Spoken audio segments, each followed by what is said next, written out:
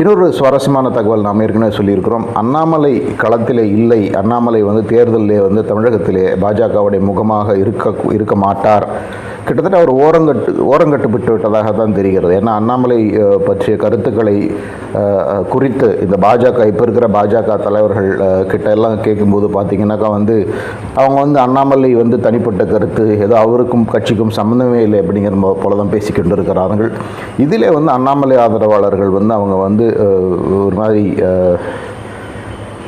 சோர்வடைந்து விட்டு அவங்க நாங்கள் எதற்கு நாங்கள் எடப்பாடி பழனிசாமி முதல்வர் ஆக்குவதற்கு எங்களுக்கு மதிப்பில்லை என்று சொன்னால், எங்கள் தலைவருக்கு மதிப்பில்லை என்று சொன்னால் நாங்கள் ஏன் வாக்களிக்க வேண்டும் அவங்களுக்கு, நாங்கள் அது கம்முன்னு விஜய் போன்ற ஒரு நபருக்கு வாக்களிப்போம்னு இப்படி ஒரு சிந்தனையும் இருக்கிறது.